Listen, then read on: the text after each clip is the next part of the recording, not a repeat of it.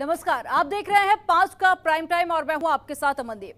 2014, 17 और 2019 में जिस चेहरे के बूते बीजेपी उत्तर प्रदेश में अभूतपूर्व सफलता मिली, जिस चेहरे के बल पर बीजेपी ने विपक्ष को लगभग नेस्तनाबूद कर दिया, जिसके नाम ने प्रदेश में हाशिए पर चल रही पार्टी को सत्ता के शिखर पर पहुंचाया, वो चेहरा चुनावी रण में उतरने के लिए फिर से तैयार है। जी हां, आप समझ गए होंगे, हम बात कर रहे हैं पीएम मोदी के। उत्तर प्रदेश में चुनावी रणभेरी फूकी जा चुकी है और बीजेपी 2017 का करिश्मा दोहराने की कोशिश में है, लेकिन विपक्ष लगातार बीजेपी के 5 साल के कामों को लेकर सीएम योगी पर निशाना साध रहा है। ऐसे में भला पीएम मोदी कैसे विपक्ष को ढील दे सकते हैं? यूपी सिर्फ एक राज्य के तौर पर नहीं बल्कि लोकसभा के परिप्रेक्ष्य में भी बहुत बड़ी अहमियत रखता है। 2014 और 2019 लोकसभा चुनाव में बीजेपी की पूर्ण बहुमत सरकार के पीछे भी यूपी की भूमिका बहुत अहम थी। ऐसे में यूपी के सियासी रण में पीएम मोदी की फिर से एंट्री हो चुकी है। विधानसभा चुनाव को देखते हुए प्रधानमंत्री नरेंद्र मोदी लगातार राज्य के दौरे पर हैं। पिछले महीने नवंबर में 4 बार पीएम राज्य का दौरा कर चुके हैं, तो वहीं बताया जा रहा है कि इस महीने वे कम से कम 4 दिन यूपी में रहेंगे और जनवरी में भी उनके दौरे प्रस्तावित है। इस महीने पीएम के 2 दौरों को मंजूरी मिल चुकी है और महीने के अंतिम दौर यानी कि 2 सप्ताह में 2 और यात्राओं पर विचार किया जा चुका है। बताया जा रहा है कि पीएम मोदी प्रयागराज में भी जा सकते हैं और इसके लिए जिला प्रशासन ने तैयारियां पूरी कर ली है।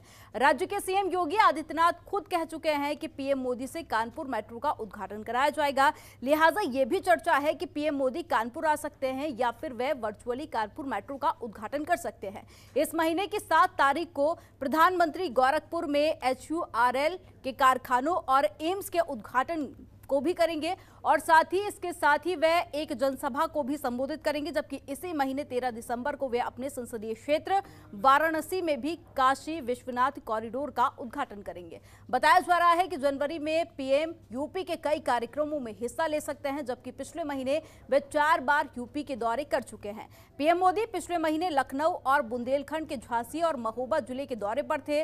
लखनऊ में उन्होंने जनसभा को संबोधित नहीं किया, लेकिन महोबा और झांसी में उन्होंने बड़ी रैलियां की थी और कई योजनाओं का उद्घाटन भी किया था।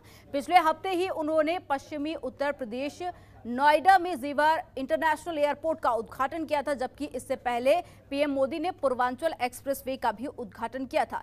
यानी कि साफ है कि आने वाले दिनों में भी पीएम मोदी यूपी को बड़ी बड़ी चुनावी सौगात देने के इरादे से प्रदेश के ताबड़तोड़ दौरे करेंगे, तो इसमें कोई हैरानी की बात नहीं होगी।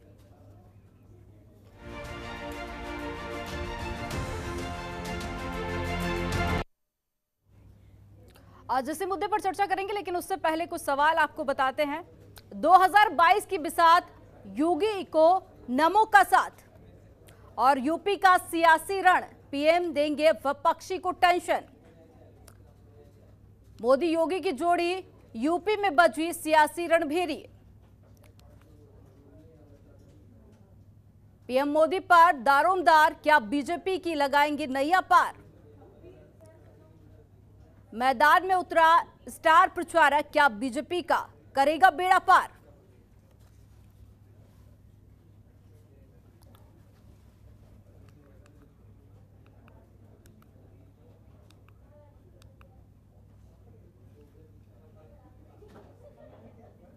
तो आज इसी मुद्दे पर चर्चा करेंगे। कुछ खास मेहमान हमारे साथ में जुड़ गए हैं। साक्षी दिवाकर जी जुड़ी हुई हैं, जो कि बीजेपी की प्रवक्ता हैं, बीजेपी की तरफ से पक्ष रखेंगी। फखरुल हसन जी जुड़ गए हैं, जो कि समाजवादी पार्टी के प्रवक्ता हैं, और साथ ही डॉक्टर सुनील कौशिक जी भी हमारे साथ में जुड़ गए हैं, जो कि वरिष्ठ पत्रकार है।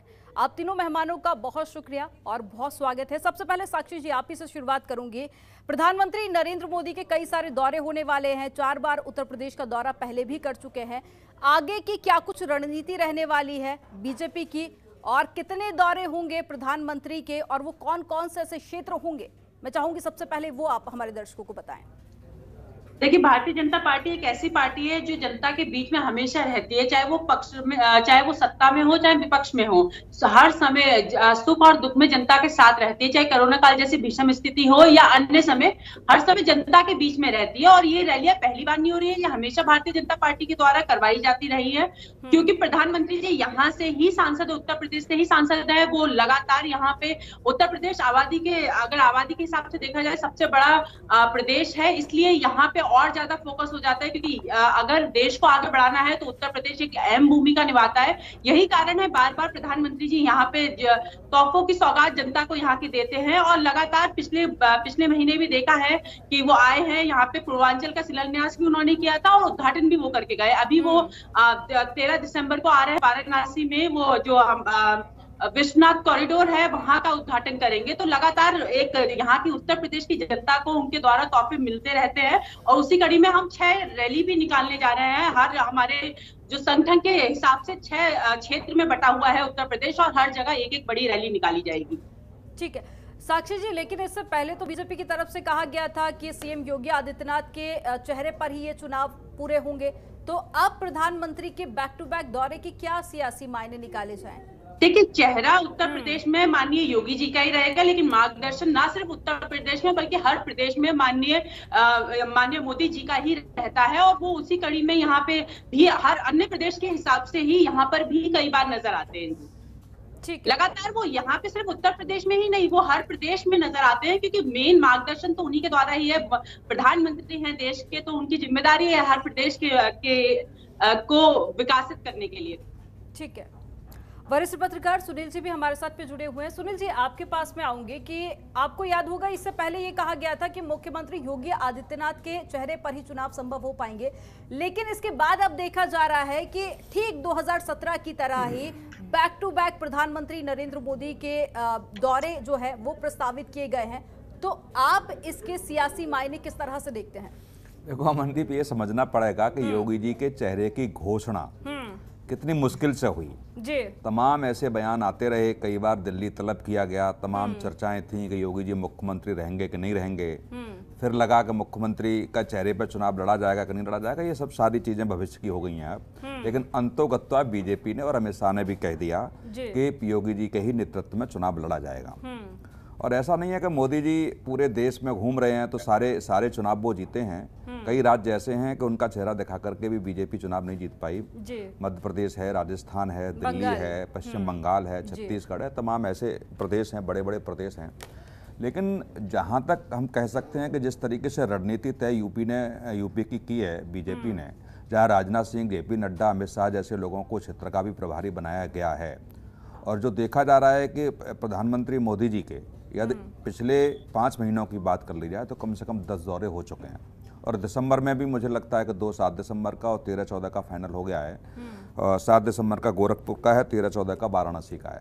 तो ये जो दौरे जिस तरीके से हैं, आपको उसको समझना पड़ेगा कि पूर्वांचल में अधिक दौरे मोदी जी क्यों कर रहे हैं। क्योंकि लगभग 26 जिलों में 156 सीटें ऐसी हैं जहाँ पूर्वांचल से आती हैं, और 2017 में वहाँ 107 सीटों पर बीजेपी ने विजय प्राप्त किया।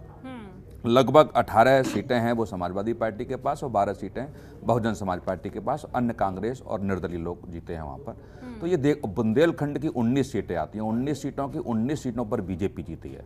तो जहाँ पूर्वांचल की जो राजनीति को देख रहे हैं कि जिन दलों के साथ 2017 में चुनाव लड़ा गया वो दल बीच में छूट गए थे, फिर दोबारा उनको साथ लाने का प्रयास किया है, और जब दोबारा भी साथ आए हैं तो उसमें से 2 दल ऐसे हैं जो समाजवादी पार्टी के साथ चले गए हैं। तो ये थोड़ा सा कठिन परिश्रम बीजेपी को वहाँ करना पड़ेगा कि जो रणनीति 2017 में वहाँ थी बीजेपी की, वो अब 2022 में नहीं है।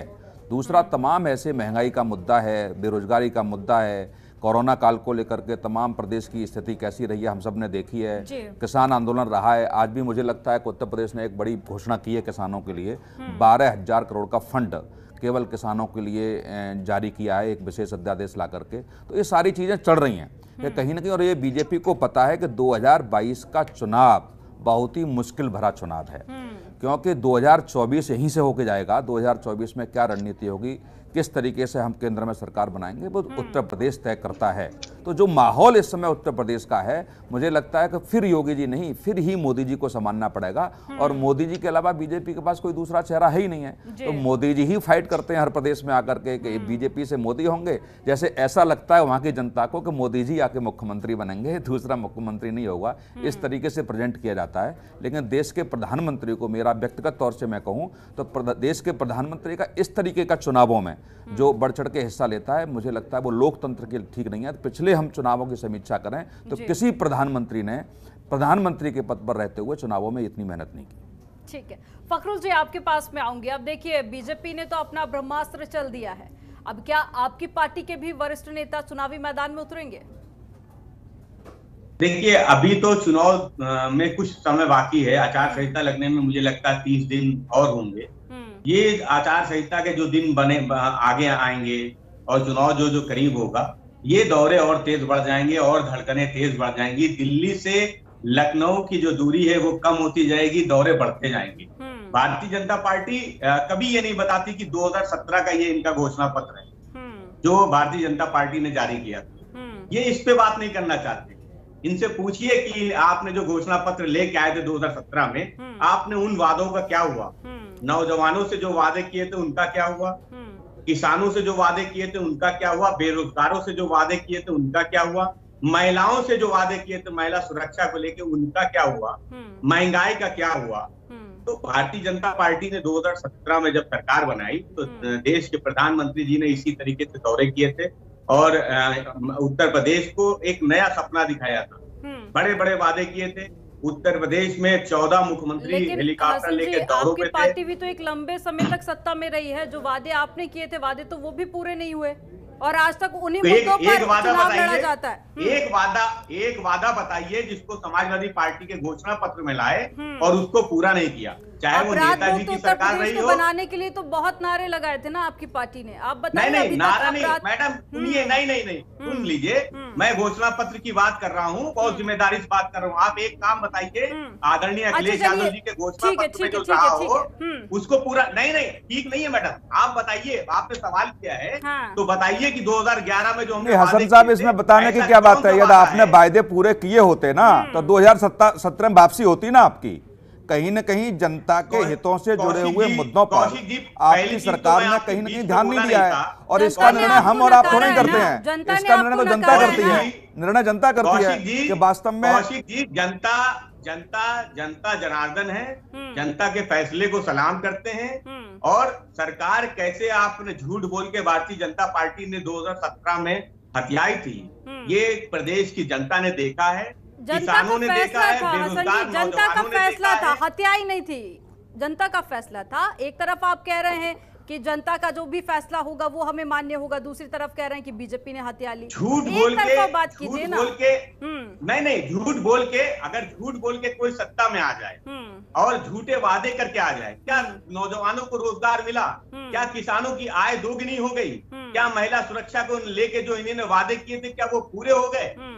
मैं समझता हूं कि उत्तर प्रदेश की में जो चुनाव, और केंद्र की बात मत कीजिए, ये उत्तर प्रदेश का चुनाव है, ये मोदी जी का चुनाव थोड़ी है। मोदी जी मुख्यमंत्री बनने थोड़ी जा रहे हैं।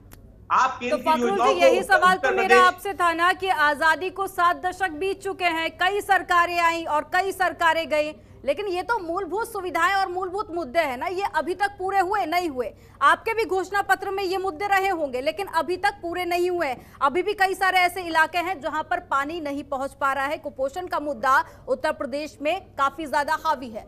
आगे इन्हीं मुद्दों को लेकर चर्चा करेंगे। अनिल जी, आप ही से मैं आखिरी कमेंट लेना चाहूंगी। जिस तरह से आपने इससे पहले भी जिक्र किया कि ये लोकतंत्र के लिए अच्छा नहीं है, लेकिन क्या आप इसके पीछे कारण ये भी मानते हैं कि 2017 के मुकाबले ये चुनाव काफ़ी ज़्यादा अलग होने वाला है?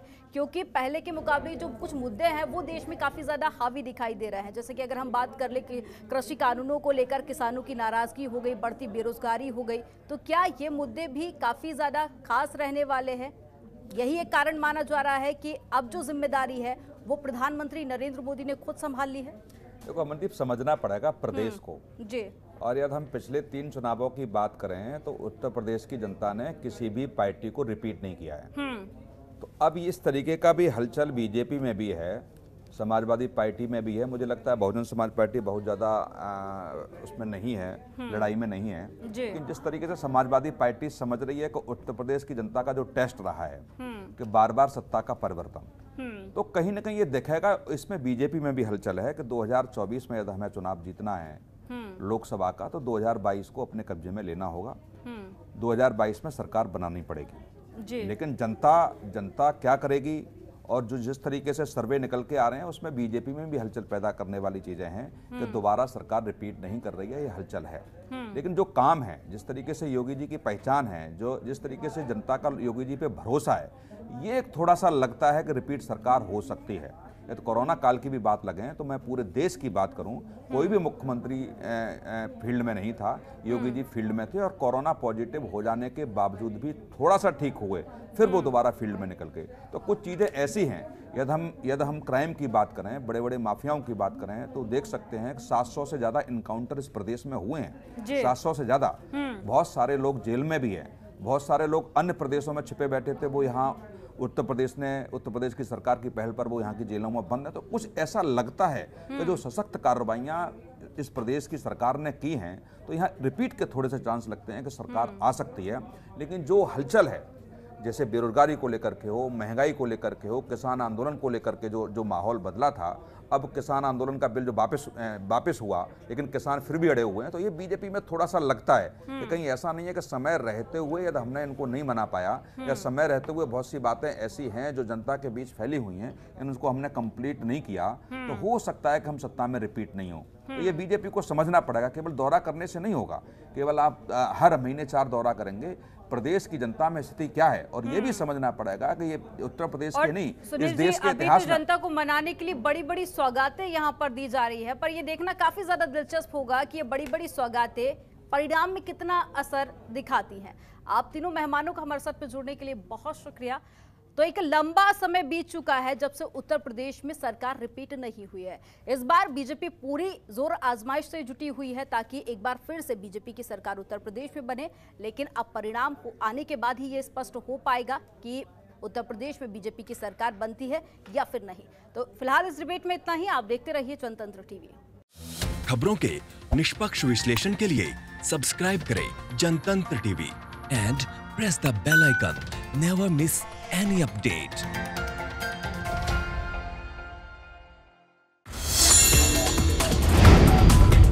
Download the Janatantra TV app, available on Google Play and App Store.